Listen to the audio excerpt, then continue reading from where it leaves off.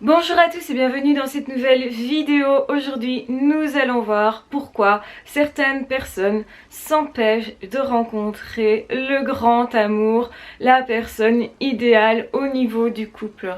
Eh bien, en réalité, nous avons tous intérieurement des critères, des caractéristiques que l'on voudrait trouver dans une relation.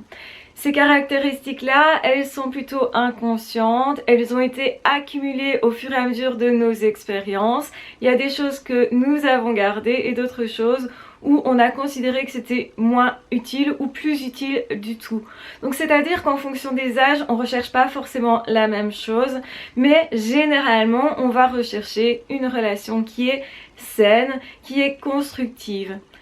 Mais malheureusement, il y a des personnes qui sont pas câblées comme ça, qui vont rechercher inconsciemment des relations toxiques, des relations compliquées, des relations non épanouissantes.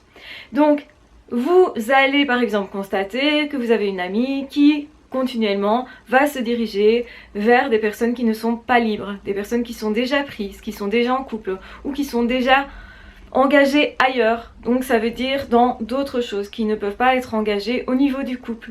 Donc des personnes qui ne sont pas prêtes tout simplement, ou des personnes qui ne sont pas dites matures.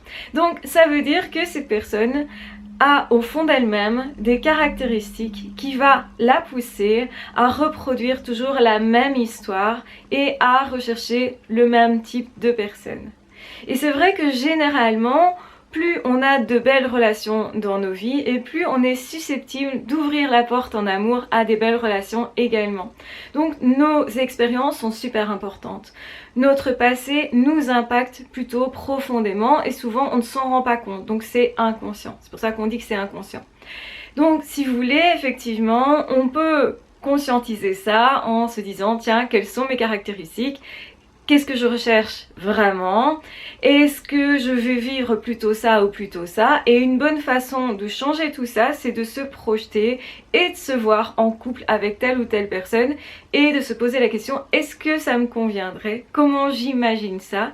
Et déjà le fait d'imaginer va vous permettre de rencontrer des personnes avec qui ça se passe bien. Donc c'est vraiment fondamental de pouvoir imaginer qu'on est en relation et dans une belle relation.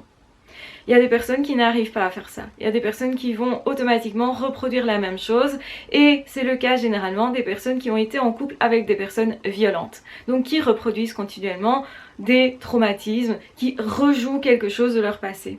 Et si on ne comprend pas ça, eh bien on va le rejouer continuellement en se disant c'est pas possible, je rencontre toujours le même type de personnes alors qu'on sélectionne les personnes en question et qu'en fait on va se dire bah il n'existe qu'un type d'homme ou qu'un type de femme et c'est pourquoi vous avez des personnes qui vont dire oh, c'est tous des cons, ou non, l'amour ça ne sert à rien, non, c'est impossible d'être heureux et c'est impossible d'être bien en couple. Et le problème, c'est pas vraiment qui nous sommes, parce que ça, on pourrait le remettre en question, mais c'est plutôt les schémas que nous avons à l'intérieur de nous, donc notre imagination. Dans notre monde, on apporte peu d'importance à notre imaginaire. On a tendance à considérer que les gens qui rêvent sont pas des personnes qui sont très réalistes et qui réussissent dans la vie. Alors qu'en fait, le fait d'imaginer une belle relation nous aide à la concrétiser. On a déjà, si vous voulez, un pied dedans. Et c'est pour ça que vous avez plein de personnes qui, avant de se mettre en couple avec une chouette personne, vont vous dire « je l'avais imaginé, j'avais l'impression qu'on me disait que ça allait arriver ». Certains vont dire c'est quelque chose de l'ordre de la spiritualité, on m'a dit que ça allait arriver, j'ai imaginé comme ça et donc ça s'est produit comme ça. En fait, plus vous allez être ouvert à la relation, plus justement vous allez imaginer que vous allez vivre quelque chose de chouette avec cette personne et plus au niveau de vos comportements, ça va favoriser une belle rencontre parce que vous serez ouvert justement. Les personnes qui vont reproduire les mêmes histoires, des histoires difficiles, traumatiques, n'ont généralement pas vraiment de problème dans qui elles sont. Donc c'est-à-dire que ce sont des belles personnes, des personnes qui ont beaucoup à donner et beaucoup aussi à recevoir, qui, je l'espère, sont vraiment dans ces deux capacités de pouvoir donner et pouvoir recevoir parce que c'est super important.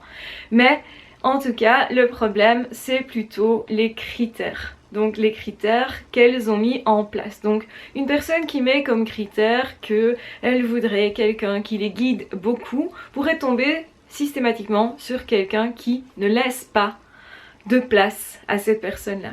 Donc qui ne laisse pas de place aux autres. Donc autrement dit à quelqu'un qui serait narcissique très fortement. Par exemple quelqu'un qui a connu plutôt de la violence, généralement assimile ça aussi à de l'amour, à une forme en tout cas d'intérêt. Les personnes qui imaginent qu'être en couple c'est souffrir, c'est ne jamais être tranquille, c'est justement toujours se tracasser de la relation ou se tracasser pour l'autre, vont être des personnes qui non seulement par leur comportement vont peut-être étouffer l'autre et donc pousser la relation à capoter, on va le dire clairement, ou alors ce sont des personnes qui vont justement sélectionner des personnes très dépendantes. Or si vous êtes très dépendant, vous êtes peu autonome et généralement ça ne favorise pas la belle relation. Pour créer une belle relation, il faut deux personnes qui sont plutôt indépendantes, très autonomes, qui ont envie d'une certaine façon de se lier pour partager une forme de plaisir et de bien-être, pour s'épauler aussi, pour être complices dans la vie et qui déjà ont atteint une forme de bonheur de façon personnelle. En fait, beaucoup de personnes vont chercher l'amour parce qu'ils sont malheureux, vont chercher l'amour en se disant quand je serai en couple je serai heureux. Et puis quand ils ne le sont pas directement, ils vont se dire quand je serai marié je serai heureux, ou quand j'aurai des enfants je serai heureux. Et ça n'arrive pas forcément, parce qu'en fait le bonheur on le crée nous-mêmes, on le crée justement parce que on va réparer toutes les blessures du passé. Plus il reste de blessures dans le passé, et plus effectivement au niveau du couple ça risque d'être réactivé. Donc parfois c'est pas une question de rencontrer la bonne personne ou non, c'est parfois plutôt une question d'avoir travaillé sur ces blessures du passé et que l'autre soit aussi dans cette situation-là. Donc ça veut dire que inévitablement, on va mettre le doigt sur quelque chose qui pour l'autre pourrait faire mal. Et donc notre réaction à ça va être déterminant pour voir si on dépasse la crise au niveau du couple ou pas. Et en fonction de ça, le couple va perdurer parce que justement dépasser une crise, c'est aussi avoir une histoire, c'est aussi justement comprendre qu'on peut faire confiance même quand on souffre, même quand on vit des choses compliquées, que l'autre ne nous juge pas avec ça, que cette personne est là pour nous écouter, pour nous soutenir, et plus justement on se met du coup dans des situations où on ouvre son cœur et qu'on montre aussi sa vulnérabilité, plus c'est entendu, respecté, écouté, et plus du coup on a envie d'aller aussi avec l'autre et de s'épanouir soi. Donc il faut les deux, l'envie d'épanouir l'autre et l'envie de s'épanouir soi. Et il faut cette capacité, ce vrai travail sur soi, donc c'est-à-dire être honnête avec soi. Ne pas se dire c'est l'autre qui va réparer mon passé. Et effectivement quand on fait ça, on est dépendant. Quand on fait ça, effectivement, on ne comprend même pas qu'on recherche à réparer notre passé, on pense qu'on veut vraiment être avec l'autre, qu'on est vraiment amoureux, etc. Mais c'est pas vraiment ce qui se passe. Donc il y a des personnes comme ça qui sont programmées, qui se sont programmées finalement pour échouer au niveau de l'amour, qui s'empêchent de réussir au niveau de l'amour. Peut-être aussi parce que les critères finalement sont tellement précis. Ah non, moi je veux un blond et pas un roux et pas un brun. Et donc si ils arrivent à trouver tous les critères qui leur correspondent, une personne avec qui ils pourraient vraiment s'épanouir, mais que la personne physiquement a une caractéristique qui ne correspond pas, ces personnes ayant trop de caractéristiques et n'étant pas ouvert justement au changement de ces caractéristiques, à la découverte, parce que tomber amoureux c'est aussi être en surprise, on est forcément face à quelque chose qu'on ne s'attendait pas, et c'est aussi ça la vie, c'est justement comprendre qu'on ne peut pas tout maîtriser et surtout pas maîtriser les autres, et pas non plus se maîtriser soi d'ailleurs quand on est en relation. Il faut plutôt être naturel. Il faut plutôt être ouvert. Et donc quand on est assez rigide sur des caractéristiques, certains vont dire psychorigide même, et bien du coup on ne veut plus sortir de ce qu'on avait prévu, et du coup on ne peut pas se laisser surprendre par l'amour, parce que l'amour c'est de la surprise, c'est justement aller avec l'autre là où on ne s'attendait pas soi-même, où on se redécouvre et où on découvre l'autre également. Donc trouver l'amour, ce n'est pas si simple. Beaucoup de personnes vont vous dire ça se fait tout seul. Ça se fait tout seul effectivement pour les personnes qui ont déjà en fait imaginez certaines choses qui sont des belles relations. Plus vous avez vécu de belles relations dans le passé, même si ça n'a pas perduré, et plus vous serez susceptible de retrouver une belle relation. Ça explique pourquoi certaines personnes vont collectionner les râteaux, collectionner les histoires ratées, et d'autres personnes, au contraire, elles viennent de se séparer, mais directement derrière vont retrouver une belle personne avec qui ça va fonctionner. Et on pourrait se dire c'est de la chance ou de la malchance. En réalité, il n'y a pas de chance ou de malchance. Programmez votre cerveau, c'est super important ce que vous pensez là. Beaucoup plus important que ce que vous croyez, parce que ça va vous amener à vous comporter d'une certaine façon.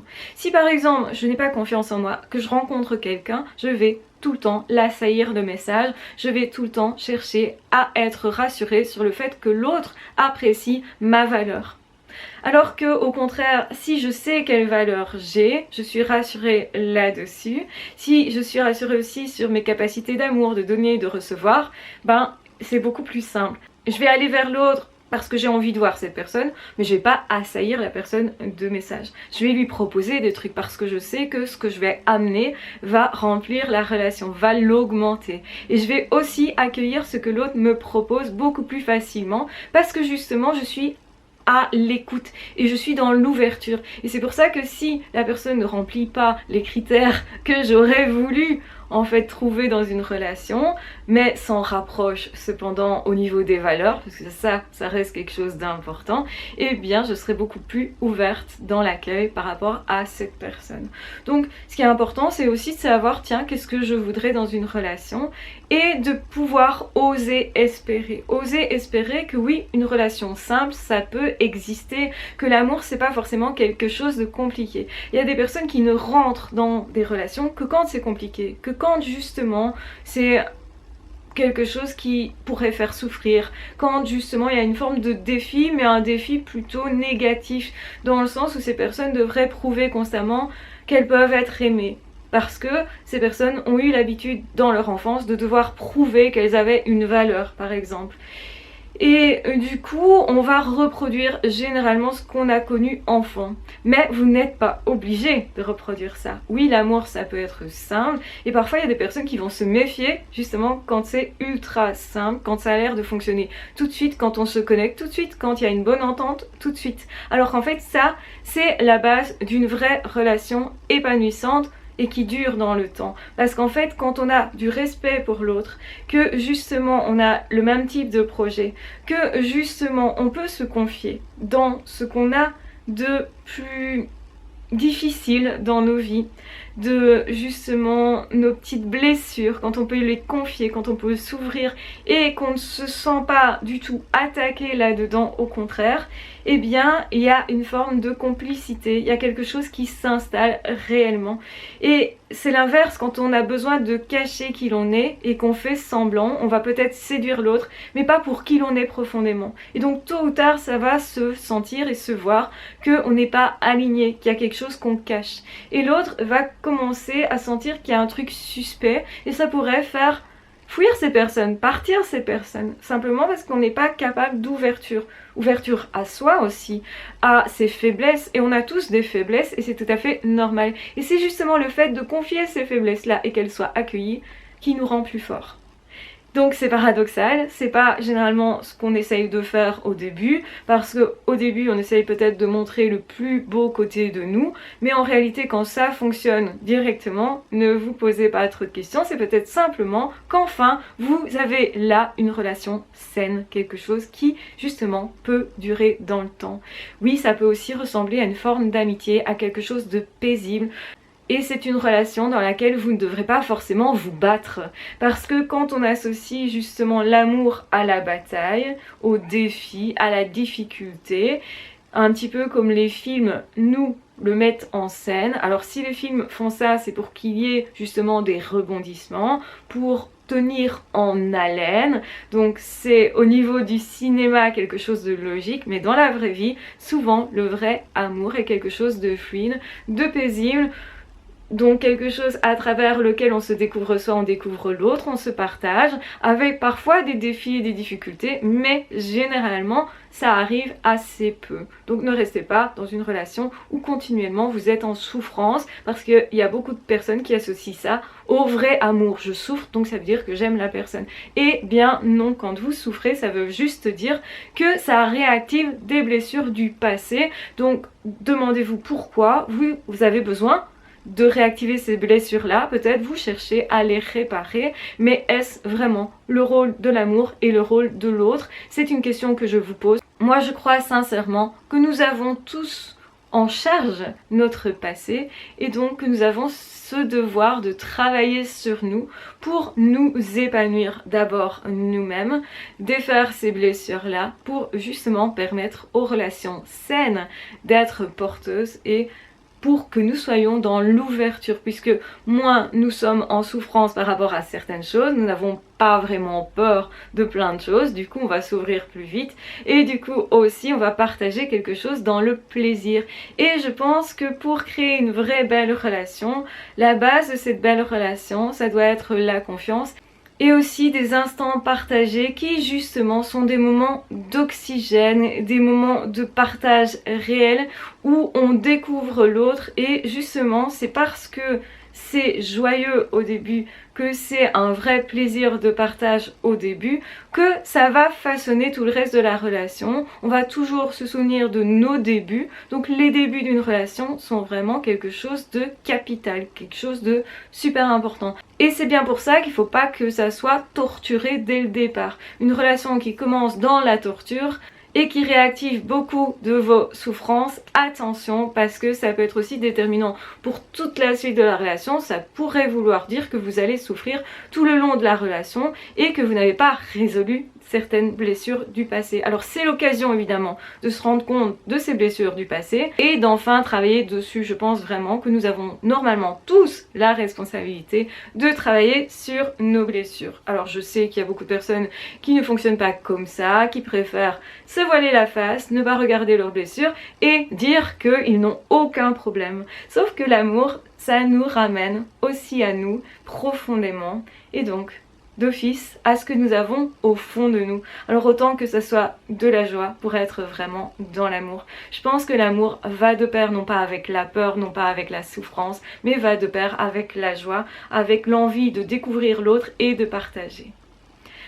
Donc je vous embrasse bien fort, je vous aime très fort, prenez bien soin de vous et de toute façon on se retrouvera très vite dans d'autres audios ou dans d'autres vidéos. Ah ciao, bye bye!